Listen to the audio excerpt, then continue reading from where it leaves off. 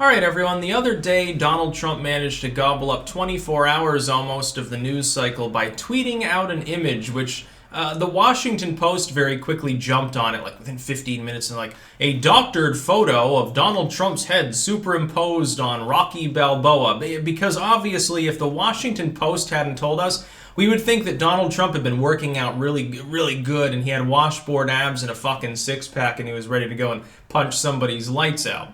Nobody would have possibly thought that. The idea that this is doctoring, that's kind of a misleading term to use. Couldn't you have said shooped or something a little bit more neutral? Of course not, because they want to make it look like Trump was trying to con his fans. See, if you've got one-dimensionality propaganda flooding your mind, you think of Trump's fans probably as crazy enough to actually believe the image is real.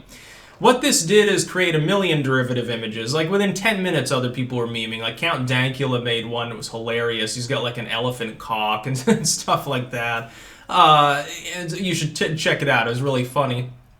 But a bunch of other people were memeing it. And the biggest effect was the legacy media looked dumb because they were trying to psychoanalyze why Trump would put this out. And it's so obvious. It was to troll them.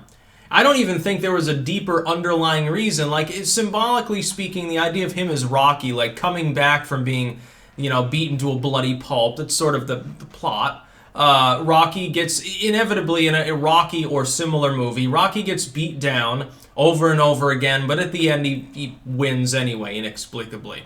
Because America, basically. Fighting a Russian. In the general sense, very, very funny. It caused a lot of comparisons to the Russia conspiracy theory that the left still peddles despite it being completely discredited by the Mueller report.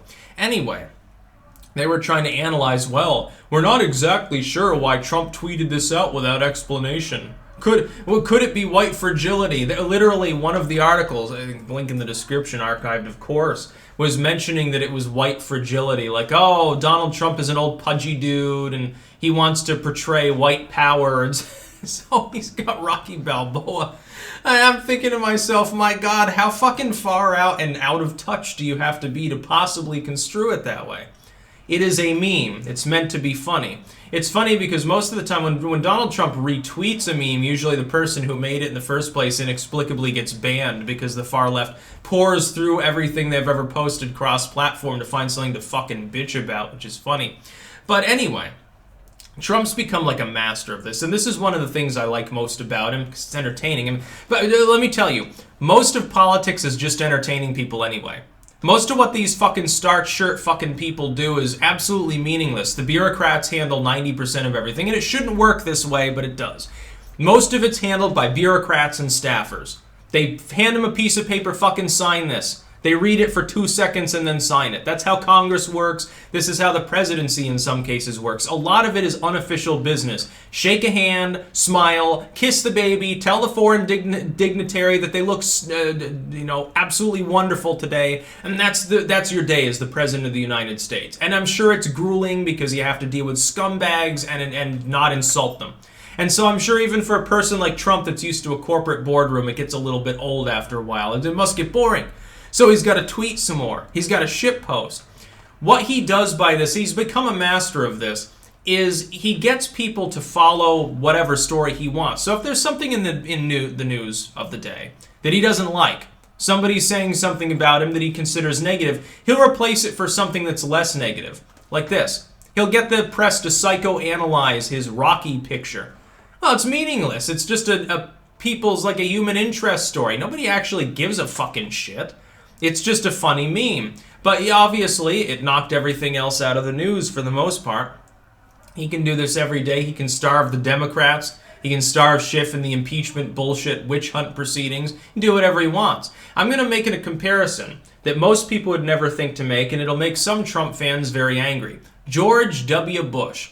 George W. was really good at this. He didn't do the meme thing, of course, in his era. That the internet was more limited back in the early and mid 2000s. But let's look at what he did do. George W. was an evil son of a bitch. Inept on foreign policy and fiscal policy, a bloodthirsty cutthroat. Just a fucking bloodthirsty corporatistic cutthroat. Just as much of a corporatist, although much less successful than Donald Trump. More CIA ties through his daddy, He loved to bomb civilians. He probably beat off to footage of them dying and writhing in pain. George W. Bush is an evil fuck.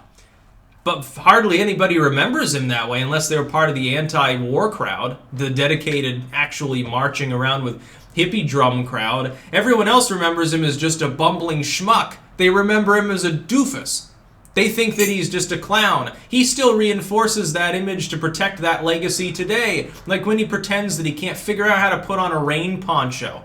My God, you're telling me that a dude who sat in the president's chair for 2 terms, that a dude who was, a governor or something, from a dynastic political family, his daddy was president and the head of the CIA, and he's got hundreds of millions of dollars and connections all. You're telling me he can't fucking put on a rain poncho? Or all of the Bushisms, all of his misspoken little quotes out there, like talking about how humans and fishes can coexist together, and all them nuclear Arabs out there we gotta stop with our strategery.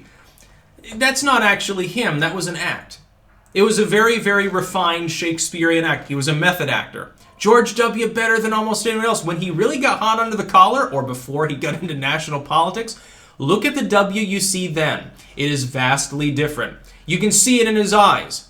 He looks around with shrewd hate for everybody around him. You can tell. Totally different person. He didn't get demented. He didn't temporarily go insane because of the stress of the office. Poor little W. No. It was an act. I guarantee you it was an act. And he carried it out very well. And he got reelected because of this act. It is much better to be seen as a bumbler than it is to be seen as an evil, crooked, old, miserly hack. That's ultimately what it's about. Trump doesn't play dumb. Not even remotely. He plays exactly the same role he did on The Apprentice, exactly the same role he did in wrestling, exactly the same role that he does when he walks around Manhattan or goes on the Stern Show. He plays Donald Trump. It's an act. And so it's wonderful to watch him fiddle around in the minds of the lesser minds of society and trick them into believing he is whatever he wants them to believe. He's got people out there that think that he's this ultimate sort of wannabe macho man billionaire, like, oh, he wants to be like a Randy Savage character. It's not him. He's a pudgy 70-something-year-old dude who eats too much McDonald's, should lose 20 pounds, and makes verbal mistakes, quite frequently because he refuses to stick to a teleprompter. But that's not what everyone else sees. His fans see a god emperor who crushes his enemies with a mere tweet, who wields unlimited power, probably has witchy occult hoodoo connections. His enemies see somebody who's, an unrepentant possible fascist. They see a Hitler in training. Well, my God, at least they're ascribing to him great power. They're not calling him a weakling. But then they see something like this. He says, oh, haha, basically, here's a meme of me with a six-pack. I'm Rocky, haha, I come from behind and then punch you out at the last moment. And they can't even deal with it. It's funny because they can't even, their minds are so warped by propaganda. They're so tricked by Trump and warped by the legacy media, they can't even comprehend it. It, breaks something down in them mentally.